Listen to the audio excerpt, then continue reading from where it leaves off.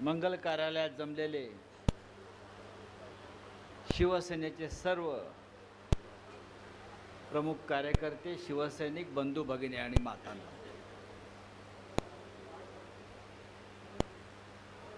खूप दिवसांनी नगरमधलं वातावरण भगवं झालेलं दिसलं.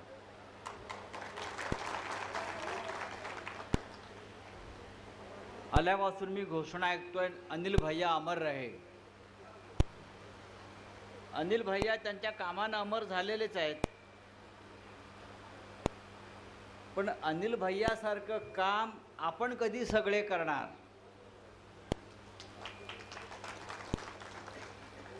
अनिल भैयांना जर आपल्याला त्यांची आठवण कायम ठेवायची असेल या नगरमध्ये, शिवसेनेत, तर ज्या पद्धतीनं हातामध्ये भगवा, खांद्यावर भगवा उपरणं घेऊन अनिल भैयांनी 35-40 वर्ष या नगरमध्ये नुसतं नेतृत्व केलं नाही शिवसेनेचं, तर इथल्या सामान्य माणसाला त्यांचा आधार वाटत होता शिवसेना म्हणून. त्यांच्यानंतर ही जबाबदारी आता जे मंचावर बसलेले आहेत त्यांची आहे. मला सकाळपासून, व काल मी इथे आलो, सकाळपासून मला अनेक आमचे पदाधिकारी भेटले आणि त्यांनी मला एकच सांगितलं की या शहरामध्ये गुंडगिरी वाढलेली आहे. अनिल भैया असते तर या गुंडगिरीशी आम्ही सामना केला असता. अनिल भैया रस्त्यावर उतरले असते, अनिल भैयांनी संघर्ष केला असता, अनिल भैया कोणाला घाबरले नसते. हे सगळं खरं आहे. मी असं म्हणतो, मग तुम्ही जे अनिल भैयाने घडवलेले शिवसैनिक आहात, पदाधिकारी आहात, तुम्ही या लोकांचं संरक्षक म्हणून रस्त्यावरती का उतरत नाही आहात? आणि म्हणून मी आज सकाळी जाहीर केलं, या नगरमधला जो काय ताबेमारी ना, काय शब्द आहे? ताबेमारी. ताबेमारी म्हणजे आपल्या बापाचं राज्य असल्यासारखं कोणत्याही जमिनीवर ताबा घ्यायचा, कोणत्याही प्रॉपर्टीवर ताबा घ्यायचा, पोलीस प्रशासनाच्या मदतीनं दादागिरी करायची, लोकांचे खून करायचे,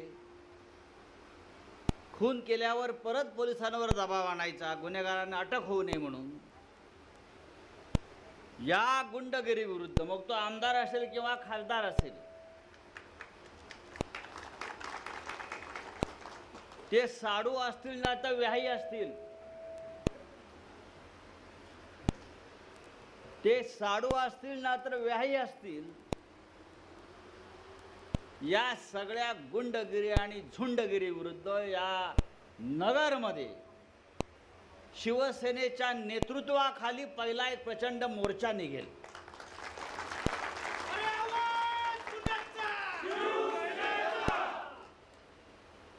आणि मी इतकंच सांगेन, हा जो मोर्चा आहे या गुंडगिरी विरुद्ध शिवसेनेचा किंवा महाविकास आघाडीचा, अनिल भैयाला हीच खरी श्रद्धांजली असेल.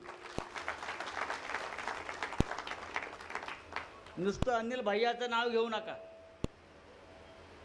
माझं इकडलं आपला पदाधिकाऱ्यांना हे सांगणं आहे, अनिल भैयाच्या चिरंजीवांना हे सांगणं आहे, अनिल भैयाच्या सहकाऱ्यांना हे सांगणं आहे,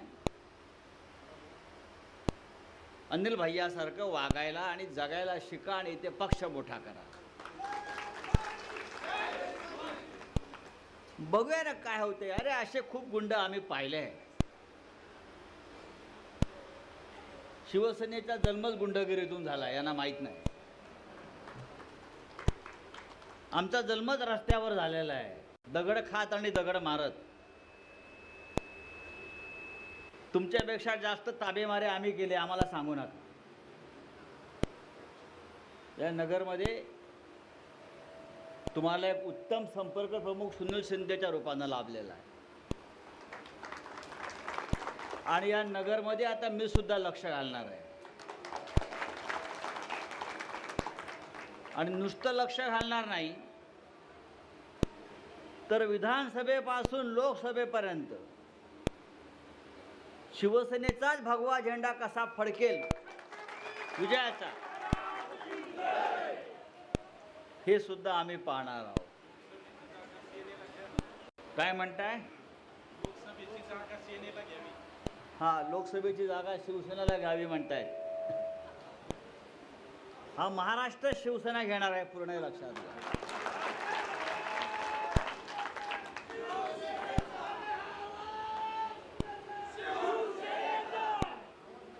लोक घाबरत आहेत तिथे बोलायला. कसली गुंडगिरी, कोणाची गुंडगिरी, कोणाच्या जीवावर चालली आहे, कोण आहे त्यांचे बॉस?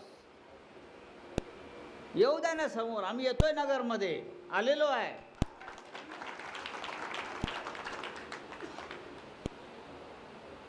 तुमचा संग्राम असेल ना, तर आमचा महासंग्राम आहे, लक्षात घ्या. आमच्या आसपास फिराल तर याद राखा. मी तर म्हणेन शिवसेनेने एक मोहीम राबवायला पाहिजे. ज्यांच्या ज्यांच्या जागा जमिनी जबरदस्तीने घेतलेल्या आहेत ताब्यात, त्यांना आवाहन करा, शिवसेनेच्या कार्यालयात या आणि माहिती द्या. एक दिवस ठरवा, या दिवशी सगळ्यांनी आपली कागदपत्र घेऊन आमच्या पक्ष कार्यालयात या, शिवसेना कार्यालयात या, ते गोळा करा आणि तो मोर्चा घेऊन हे सगळे कागदपत्र त्या पोलीस प्रमुखाच्या टेबलावर आपटा, नाही तर गृहमंत्र्याच्या टेबलावर आपटा. हे तुमचं राज्य, पण हे राज्य जाणार आहे, लक्षात घ्या. हे राज्य टिकणार नाही. हे राज्य औटघटकेचं आहे. हे पापातून निर्माण झालेलं राज्य आहे. आणि नगरमध्ये मी खास करून हे सांगायला आलेलो आहे. आतापर्यंत हा जिल्हा सम्राटांचा, महासम्राट किंवा तो सम्राट, पण आता या सम्राटावर शिवसैनिकाचं, सामान्य माणसाचं राज्य येईल, शेतकऱ्यांचं राज्य येईल, कष्टकऱ्यांचं राज्य येईल. नाशिकमध्ये शिवसेनेचं अधिवेशन झालं, फार लांब नाही. अरे जातो रे माझा आवाज. नाही जाईना सर.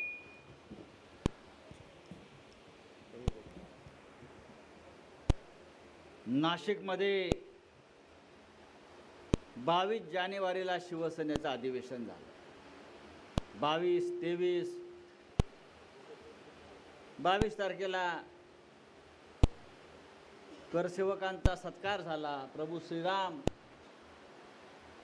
अरे शिवसेना नसती तर विचार करा, नरेंद्र मोदीला तिथे जाऊन अयोध्येमध्ये रामाची पूजा करता आली असती का? मगाशी आपल्या नगरमधले सगळे अयोध्येत गेलेल्या करसेवकांची पूजा, आपण सत्कार केला.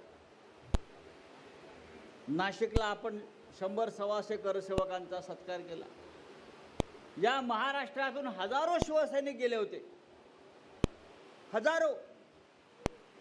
आणि नुसते गेले नाहीत, देवेंद्र फडणवीस प्रमाणे नागपूरच्या स्टेशनवर आणि फोटो काढले नाहीत, अयोध्येपर्यंत पोहोचले. आणि अयोध्येत पण नुसते बसले नाही, तर ज्या महान कार्यासाठी बाळासाहेब ठाकरेंनी त्यांना आदेश दिला होता की सगळं संपवण्याच्या, परत हे नकोय, वरती जाऊन हातोडे मारणारे आपले शिवसैनिक होते. आणि म्हणून काल पंतप्रधान नरेंद्र मोदी हे अयोध्येत जाऊन प्रभू श्रीरामाची प्राणप्रतिष्ठा करू शकले. त्या अयोध्येमध्ये प्राण फुंकण्याचं काम आपण शिवसैनिकांनी केलेलं आहे. तो शिवसैनिक नगरमधल्या गुंडगिरीला घाबरेल काय? अजिबात नाही. मगाशी आपण शेतकऱ्यांचा प्रश्न मांडला, एका वक्त्याने आपण शेतकऱ्यांचा प्रश्न मांडला, कांद्याचा प्रश्न मांडला, दूध उत्पादकांचा प्रश्न आहे, सोयाबीनचा प्रश्न आहे. या रामाच्या निमित्तानं हे भाजपवाले घरोघर अक्षता वाटत फिरत होते. अक्षता देशभरामध्ये, महाराष्ट्रामध्ये ते अक्षता घेऊन माझ्याकडे सुद्धा आले. चांगलं स्वागत केलं. मी म्हटलं काय आहे म्हटलं. ते प्रभू श्रीरामाची प्राणप्रतिष्ठेच्या संदर्भातला या अक्षता आहे, अक्षता वाटतोय. मी म्हटलं चांगलं आहे, अक्षता वाटतंय. त्याच्यापेक्षा आधी जे तुम्ही 15-15 लाख रुपये आम्हाला देण्याचं कबूल केलं होतं ना, ते अक्षता म्हणून वाटा. प्रत्येकाच्या खात्यात 15-15 लाख रुपये देणार होतात, अक्षता म्हणून घरोघरी ते 15 लाख रुपये वाटा. आम्हाला नको तुमच्या अक्षता, रामाची पूजा करायला आम्ही समर्थ आहोत. शेतकऱ्यांच्या मालाला भाव द्या, कांद्याला भाव द्या, दुधाला भाव द्या, तरुणांना रोजगार द्या. देताय का? अक्षता कसल्या वाटताय? ही नाटकं कसली करताय, नौटंकी कसली करताय? ते नाही, अक्षता वाटायच्या. प्रभू रामाच्या नावानं उत्सव साजरे करायचे. करा, आम्ही करू. राम सगळ्यांचा आहे, तुमच्या बापाचाच नाही, फक्त आमचा राम आहे. पण रामाबरोबर हाताला काम सुद्धा द्या. हा आपला एक महत्त्वाचा मुद्दा आहे. महिला वर्ग बसलाय ना, किती मोठ्या प्रमाणात बसलाय. विचारा त्यांना, काय महागाई आहे, त्याच्यावर प्रधानमंत्री मोदी बोलत नाही. त्याच्यावर कोणी बोलायला तयार नाही. 2 कोटी रोजगार देणार होते, 2 कोटी.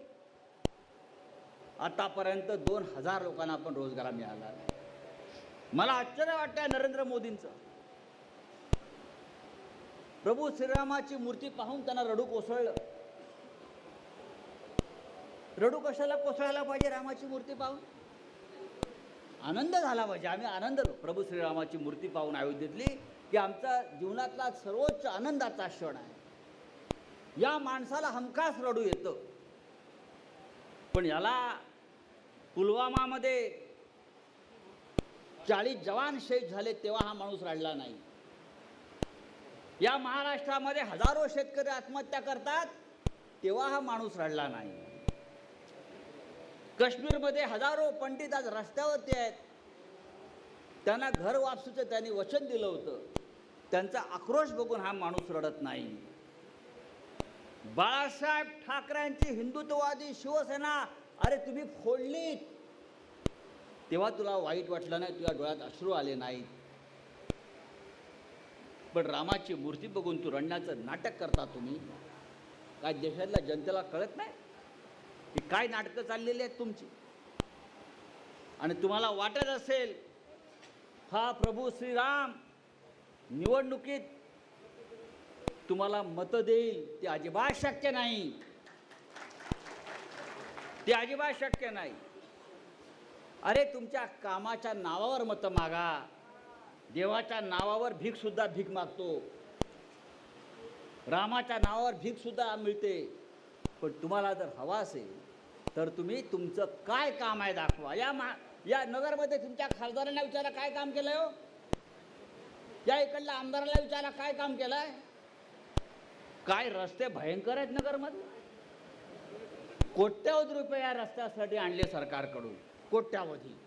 रस्ते कुठे आहेत? काय काम केलंय? कोणते प्रकल्प आणले इथे? काय शेतकऱ्यांसाठी केलंय? हा प्रश्न आपण आता उद्याच्या साखर आणि डाळ वाटतायत.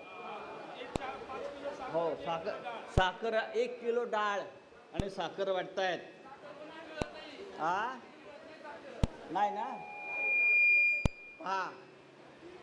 निवडणुका आलेल्या आहेत, साखर वाटतायत, डाळ वाटतायत, 5 वर्ष केलं काय मग तुम्ही? साखर आणि डाळ वाटून मतं घेतायत आणि मतं देतायत आपले लोक. हे थांबलं पाहिजे आणि हे शिवसेनेने थांबवायला हवं, शिवसैनिकांनी थांबवायला हवं. या नगर जिल्ह्यातलं राजकारण आपल्याला बदलायचं आहे. हे 2-4 लोकांच्या हातामध्ये राजकारण, बाकी सगळे आपण गुलाम. बस लढत राहायचं, घोषणा द्यायच्या. कुठेतरी आपण आता थांबवायला पाहिजे. माननीय उद्धव ठाकरे शिवसेनेचे पक्षप्रमुख हे महाराष्ट्र जिंकायला निघालेले आहेत, लक्षात घ्या. आणि हा महाराष्ट्र जिंकल्याशिवाय आपण राहणार नाही आणि उद्धव ठाकरे यांना पुन्हा मुख्यमंत्री केल्याशिवाय आपण स्वस्थ बसणार नाही. अशा प्रकारची शपथ घेऊन आम्ही सगळे बाहेर पडलेलो आहोत. बाळासाहेब ठाकरेंची शिवसेना 60 वर्षापूर्वी बाळासाहेब ठाकरेंनी शिवसेना स्थापन केली. या महाराष्ट्रासाठी, मराठी माणसासाठी. ती काय इलेक्शन कमिशनला विचारून शिवसेना स्थापन केली होती का राहुल नार्वेकरला विचारून शिवसेना स्थापन केली होती? ही शिवसेना त्याने आपल्यासारख्या सामान्य माणसासाठी स्थापन केली. त्या शिवसेनेचं नेतृत्व उद्धव ठाकरे करतायत. ही शिवसेना कोणाची हे तुम्ही जगात कोणाला विचारा, पाकिस्तानला जाऊन विचारा, बांगलादेशात जाऊन विचारा, ते सांगतील शिवसेना ठाकरेंची, शिवसेना बाळासाहेब ठाकरेंची, शिवसेना उद्धव ठाकरेंची, शिवसेना या शिवसैनिकांची. पण राहुल नार्वेकर म्हणतो शिवसेना शिंदेची. अरे कोण शिंदे? शिवसेना स्थापन झाली तेव्हा हा गोधडीत सुद्धा नव्हता. हा गोधडीत सुद्धा नव्हता, याचा जन्म झाला नव्हता आणि शिवसेना म्हणे त्याची. इलेक्शन कमिशन म्हणते शिवसेना त्याची. या देशामध्ये न्याय, इलेक्शन कमिशन, राजभवन, या देशाचं संविधान हे सगळं गुलाम करून टाकलेलं आहे आणि या देशामध्ये एक प्रकारची हुकुमशाही केलेली आहे. हिचे जे गुंडगिरी करतायत आमदार आणि खासदार, हे दिल्लीत जाऊन अक्षरशः त्यांच्या चरणाशी मुजरे झाडत बसतात. स्वाभिमान नाही आहे. ही परिस्थिती या राज्याची आणि देशाची. या महाराष्ट्रातला उद्योग, मोठे मोठे उद्योग या महाराष्ट्रातले, हे फक्त गुजरातला चाललेले आहेत. या महाराष्ट्राने, या मुंबईने देशाचं पोट भरलं. कोणी यावं मुंबईत आणि महाराष्ट्रात आणि पोट भरावं, अशा प्रकारचे राज्य असताना आज या महाराष्ट्राला ही गुजरात लॉबी कंगाल करण्याचा प्रयत्न करत आहे, भिकारी करण्याचा प्रयत्न करत आहे. हा महाराष्ट्रावर सूड घेतला जातो आहे. हे आपण सहन करायचं मराठी माणूस म्हणून? बाळासाहेब ठाकरेंनी आम्हाला शिकवलं नाही. जेव्हा जेव्हा महाराष्ट्रावर आघात होईल, हल्ला होईल, तेव्हा आपण उभं राहिलं पाहिजे. आणि या नगर जिल्ह्याला सुद्धा लढ्याची फार मोठी परंपरा आहे. अनेक लढ्या नगर जिल्ह्यात झाल्या आहेत. संयुक्त महाराष्ट्राचा झालेला आहे, मोगलांच्या विरुद्ध झालेला आहे, ब्रिटिशांच्या विरुद्ध झालेला आहे आणि आता या झुंडशाही आणि गुंडशाही विरुद्ध आपल्याला लढायचं. मी संपर्क प्रमुखांना इतकं सांगतो, सुनीलजी, आता आपल्याला थांबायचं नाहीये.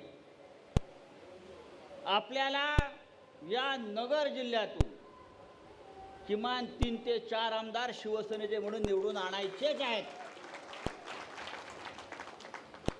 आणि महाराष्ट्रातला येणाऱ्या पुढल्या सत्तेमध्ये या नगरचा वाटा हा महत्त्वाचा असायला पाहिजे. आज हा पदाधिकाऱ्यांचा मेळावा आपण या सभागृहात घेतलेला, पुढल्या वेळेला आपल्याला मोकळ्या मैदानात घ्यावे लागेल, अशा प्रकारचा संदेश आपण इथून दिला पाहिजे. आज व्यासपीठावर सर्व शिवसेनेचे प्रमुख लोक आहेत. मला आनंद आहे. शिवसेनेच्या फुटीनंतर नगर जिल्ह्यामध्ये फार पडझड झाली नाही आणि सगळे प्रमुख लोक हे आपले जागेवर राहिले, शिवसैनिक जागेवर राहिले. हे अत्यंत महत्त्वाचं आहे, आनंदाची गोष्ट आहे. फक्त आपल्याला जास्त कष्ट घ्यावे लागतील, जास्त मेहनत घ्यावी लागेल, लोकांपर्यंत पोचावं लागेल, लोकांना विश्वास द्यावा लागेल. प्रभू श्रीराम आपल्या पाठीशी आहेत, ते भारतीय जनता पक्षाबरोबर नाही आहेत, लक्षात घ्या. प्रभू श्रीराम हे सत्याच्या बाजूने असतात आणि सत्य आपल्या बाजूने, लक्षात घ्या. मगाशी सुनील शिंदे यांनी हनुमानाची आठवण करून दिली, बजरंग बलीची आठवण करून दिली. तो बजरंग बलीची गदा सुद्धा आपल्याकडे आहे. जास्त शहाणपणा करायला ते डोक्यात घालू अशा प्रकारची ताकद आपल्या मनगटामध्ये आहे. हजारो हनुमान, हजारो बजरंग बली समोर बसलेले आहेत. यालाच निष्ठा म्हणतात. बजरंग बली म्हणजे निष्ठा, हनुमान म्हणजे निष्ठा. आणि जोपर्यंत ही निष्ठा, ही निष्ठेची गदा आमच्या हातामध्ये आहे, तोपर्यंत गद्दार आमच्या समोर उभा सुद्धा राहू शकत नाही. ही लढाई या राज्याला लागलेल्या गद्दारीच्या वाळवी विरुद्ध आहे. आणि सुरुवात आपल्याला या जिल्ह्यापासून करायची आहे. आणि मला खात्री आहे, ज्या प्रकारचं वातावरण मी कालपासून या जिल्ह्यामध्ये पाहतो, या शहरामध्ये पाहतोय, माझ्या पुढल्या दौऱ्याच्या वेळेला हे चित्र अधिक बदललेलं असेल.